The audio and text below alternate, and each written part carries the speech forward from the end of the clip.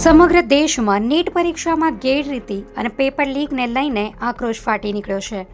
આ કૌભાંડ સામે વિપક્ષો હવે રસ્તા ઉપર ઉતરી આવ્યા છે।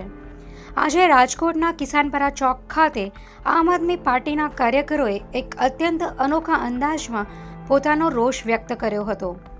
આપના કાર્યકરોએ રસ્તા ઉપર ઉતરીને લોકોને ઝાલમૂળી વહેંચીને વિરોધ પ્રદર્શન કર્યું હતું। પેપર લીક અને પરીક્ષા રદ થવાની ઘટનાથી વિદ્યાર્થીઓનું ભવિષ્ય ધૂંધળું બન્યું હોવાના આક્ષેપ સાથે કાર્યકરોએ ભાજપ સરકાર વિરુદ્ધ ઉગ્ર સૂત્રોચ્ચાર કર્યા હતા। સૂત્રોચ્ચાર વચ્ચે પોલીસ કાફલો દોડી આવ્યો હતો અને વિરોધ કરી રહેલા તમામ કાર્યકરોની અટકાયત કરવામાં આવી હતી। અમે જ્યારે આ સમાચાર સાંભળ્યા ત્યારે અમને ખૂબ દુઃખ થયું કે ભાઈ નીટ જેવી મહત્ત્વની વસ્તુ પણ તમારા હાથમાં સુરક્ષિત નથી। તમે વાત કરો છો દેશ સુરક્ષિત હાથોમાં, તો તમારી પાસે એક પેપર સુરક્ષિત નથી કે જે પેપરનું બહુ મહત્ત્વ છે। આજે યુવા પેઢીમાં આ નીટની પરીક્ષા આપવા માટે અથવા તો આ લેવલે પહોંચવા માટે સંઘર્ષ કરવો પડતો હોય। આ ધોમધકતા તાપમાં પહેલી વસ્તુ તો એ પરીક્ષા આપવા ગયેલા એ સમયની વાત કરો, આ તડકાના એ સમય એનો બરબાદ થયો, એવી જ રીતે એનું આખું વર્ષ બરબાદ થયું, તો એના માનસિક ઉપર શું અસર થાય?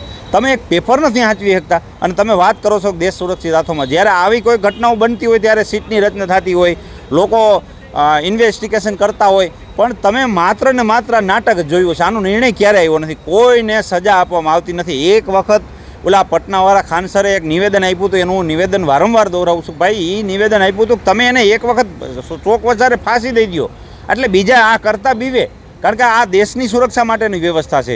આ પેપર એ કંઈ કાગળનો ટુકડો નથી કે તમે આવી રીતે જેમ ફાવે એમ હાલતું હોય। આ પેપરનો ટુકડો છે ખાલી કે ભાઈ તમે જેમ ફાવે એમ ફૂટી જાય ને આની ઉપર કોઈ ધ્યાન નથી દેતું। 5 જણા પકડાઈ ગયા મૂકી દીધા। ન્યાય શું કરે છે?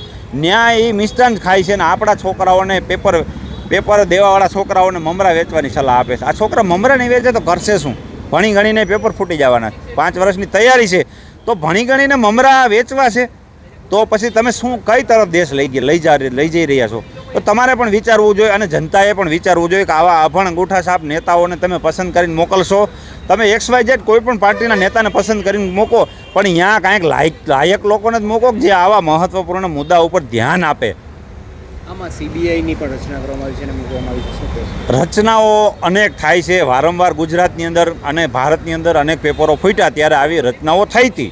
અને તમે વર્તમાન સમયમાં જાણો છો કે CBI ED માત્ર ને માત્ર વિપક્ષના નેતાઓ ખરીદવા અને ધાક ધમકી દબાણમાં જ કામ આવે છે। આ સિવાય કોઈ મહત્ત્વના પૂર્ણ મુદ્દા ઉપર એ કોઈ ધ્યાન દેતા નથી, કારણ કે એ સરકારના બોલતા પોપટ છે। આવા મુદ્દા ઉપર ક્યાંથી ધ્યાન દે? આમાં કોની જરૂર છે ભાઈ? કોણે વિરોધ કર્યો? કેટલા વિદ્યાર્થી સંગઠને વિરોધ કર્યો? કોઈ જાજી નથી। આ તડકો છે બહુ ભાઈ, ગરમી છે, પણ જિંદગી જેની બરબાદ થઈ હોય ને એને અંદરથી દુઃખ થાય કે જેના જિંદગીના 5 વર્ષ હજી પાછા બીજા કાઢવાના। વારંવાર ડેટો આપે છે કે ભાઈ આવનારા સમયમાં અમે આમ કરશું તેમ કરશું, નવી તારીખો આપશો, પણ અત્યારે જે નુકસાન થયું છે, અત્યારે જે મનોબળ ભાંગી ગયું છે, એનું ભરપાઈ કોણ કરશે? આજે કઈ રીતનો વિરોધ પ્રદર્શન હતો અને કેટલા લોકો? આજે અમે અનેક લોકો જોડાણા, અનેક સંગઠનો પણ જોડાણા અને આજે અમે બિનરાજકીય લોકો પણ અમારી સાથે હતા। શું કામ કે આ મુદ્દો છે તે સામાન્ય જનતાને લાગુ પડે એવો છે। આજે હું મારા સંતાનોને નીટની તૈયારી કરાવતો હોય તો મારું આખું ઘર, આખું ફોકસ મારો એની ઉપર હોય, મારો કામ ધંધો મૂકીને પણ એ તૈયારી કરાવતો હોય, તો એના ઉપર મારું આખું ફોકસ હોય, તો મારી જે આટલા વર્ષની જે મહેનત હોય એનું પરિણામ આવવાની તૈયારી હોય, અને પછી આવું થાય જ્યારે પેપર ફૂટે ત્યારે ખૂબ દુઃખ થતું હોય। એટલે અનેક લોકો બહારના પણ જોડાણા હતા। આજે રાજકોટ કિસાનપરા ચોકમાં અમે વિરોધ પ્રદર્શન કર્યું છે અને આવનારા સમયમાં જો જરૂર પડશે તો અમે ઉગ્ર વિરોધ પ્રદર્શન કરશું। આજે ઝાલમૂળી પણ સાથે લઈને વિરોધ દર્શાવ્યો છે, શું કહેશો?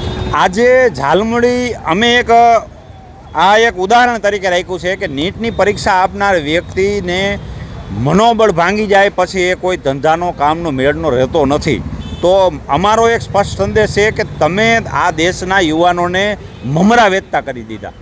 આ યુવાનો ભણી ગણી અને કાંઈક બનવા, ડૉક્ટર બનવાને લાયક હોય, કોઈ મોટી મેડિકલમાં સીટું મેળવવાને લાયક હોય, એને તમે મમરા વેચતા કરી દીધા છે। આ લોકો શું કરશે? આટલું બધું ભણીને તમે પણ વિચાર કરી શકો કે આટલું બધું ભણીને એનું મનોબળ, એની દશા શું હોય? તો આ લોકોને તમે વિકલ્પ આપ્યો મમરા વેચો ને મમરા ખાઓ, બસ આ જ વિકલ્પ, બીજો કાંઈ નથી।